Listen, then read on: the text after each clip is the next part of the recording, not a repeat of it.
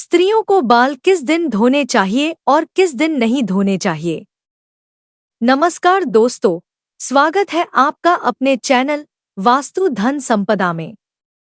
आज हम चर्चा करेंगे एक बहुत महत्वपूर्ण विषय पर जो हर शादीशुदा महिला और परिवार की सुख शांति से जुड़ा हुआ है। दोस्तों, अक्सर घर के बड़े बुजुर्गों को कहते सुना होगा कि सप्ताह के कुछ दिन ऐसे होते हैं जब बाल धोना, नाखून और बाल काटने जैसे काम नहीं करना चाहिए। इस विषय में विस्तार से ज्योतिष शास्त्र में बताया गया है।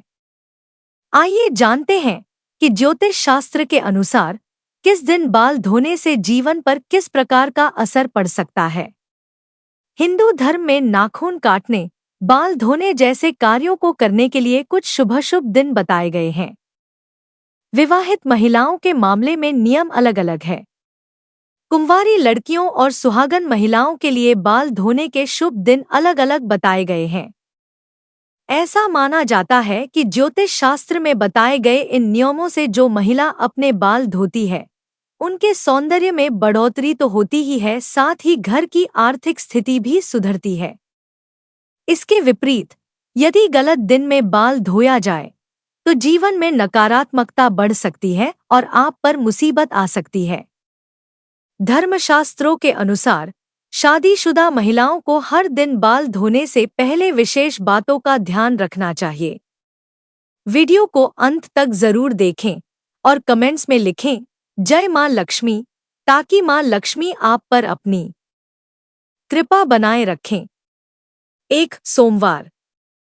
हिंदू धर्म शास्त्रों में माना गया है कि सुहागन महिलाओं को सोमवार के दिन बाल नहीं धोने चाहिए। ऐसा करने से सुहागन महिलाओं के परिवार की उन्नति में रुकावट आ सकती है। कुंवारी लड़कियां इस दिन बाल धो सकती हैं। 2. मंगलवार। धर्म शास्त्रों के मुताबिक मंगलवार के दिन भी सुहागन महिलाओं को सिर धोने की मनाही होती है। माना जाता है मंगलवार के दिन सुहागन महिलाओं द्वारा बाल धोने से घर में नकारात्मकता बढ़ती है। इसके अलावा कुंवारी लड़कियों को भी मंगलवार के दिन बाल नहीं धोने चाहिए। 3. बुधवार। बुधवार के दिन सुहागन महिलाओं, कुमारी कन्याओं और पुरुषों के बाल धोने के लिए सबसे उपयुक्त दिन माना जाता है। ऐसा मानते हैं कि इस दिन सिर धोने से घर में धन और समृद्धि बढ़ती है, साथ ही व्यापार में वृद्धि भी होती है। 4. गुरुवार। गुरुवार को बाल धोने से गृहस्वामी यानी पति की उम्र पर नकारात्मक प्रभाव पड़ता है। बृहस्पतिवार का दिन देवगुरु बृहस्पति को समर्पित है।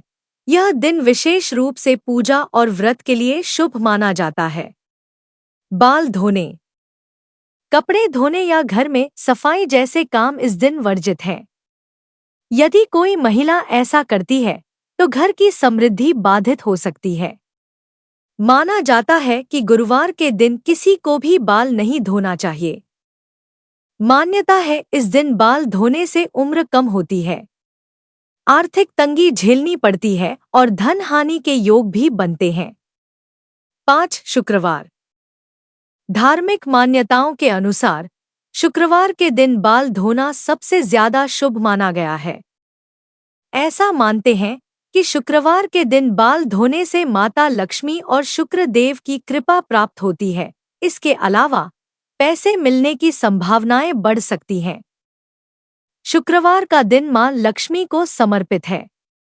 इस दिन बाल धोने से घर में धनधान्य की वृद्धि होती है।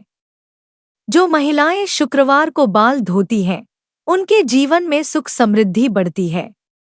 6. शनिवार। हिंदू धर्म में शनिवार के दिन बाल धोना किसी के लिए भी शुभ नहीं बताया गया। खास तौर पर इस दिन सुहागन महिलाओं को सिर नहीं धोना चाहिए। मान्यता के अनुसार ऐसा करने से शनिदेव नाराज होते हैं। 7. रविवार। रविवार के दिन बाल धोने के लिए उपयुक्त होता है, लेकिन इस दिन सुहागन महिलाओं को बाल धोने से बचना चाहिए। कुंवारी कन्याएं और पुरुष इस दिन बाल धो सकते हैं। एकादशी, अमावस्या और पूर्णिमा के दिन बाल बिल्कुल ना कटवाएं और ना ही धोएं।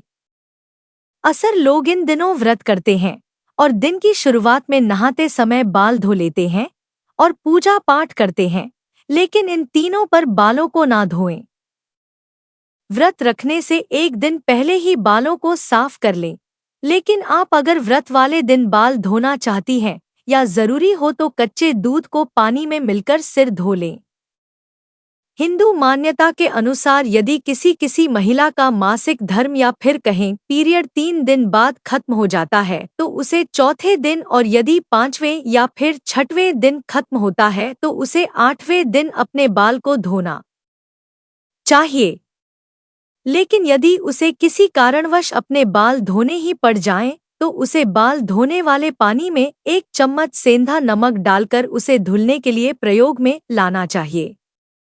अगर किसी कारणवश आप बाल नहीं धो सकी तो घबराने की जरूरत नहीं, बस अपनी मांग में सिंदूर लगाएं और इस पवित्रता के प्रतीक से पूजा में शामिल हो सकती हैं। धर्मशास्त्रों में मांग को गंगाजल समान पवित्र माना गया है। सिंदूर लगाने की सही विधि और इससे जुड़ी गलतियां। शादीशुदा स्त्रियों के लिए सिंदूर उनकी अखंड सौभाग्यवती होने का प्रतीक है, लेकिन इसे लगाने में की गई लापरवाही पति और घर पर विपरीत प्रभाव डाल सकती है। 1 सिंदूर छिपाना या हल्का लगाना। कुछ स्त्रियां सिंदूर लगाने में शर्म महसूस करती हैं और इसे छिपाकर लगाती हैं। ऐसा करने से पति को समाज में मान सम्मान नहीं मिलता।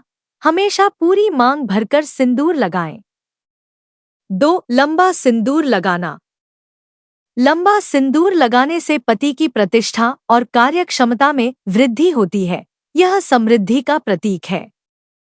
3 सिंदूर लगाने से पहले की तैयारी। सिंदूर लगाने से पहले सिंदूर की डिब्बी को माथे से लगाना शुभ होता है। बिना स्नान किए सिंदूर न लगाएं और न ही किसी अन्य महिला से सिंदूर लगवाएं। 4 सिंदूर लगाते समय ध्यान दें। मांग सीधी होनी चाहिए। टेढ़ी मांग निकालना अशुभ माना गया है। स्त्रियों की कुछ आदतें जो घर की समृद्धि को प्रभावित करती हैं। सनातन धर्म और वास्तुशास्त्र में कुछ आदतों को अशुभ माना गया है। बिना नहाए पूजा पाठ करना पवित्रता का उल्लंघन माना जाता है। महिलाओं को घर का मुख्य रक्षक माना गया है। घर की साफ सफाई का विशेष ध्यान रखें। झूठ बोलना और वाद विवाद करना, यह घर में कलह और नकारात्मक ऊर्जा को आकर्षित करता है।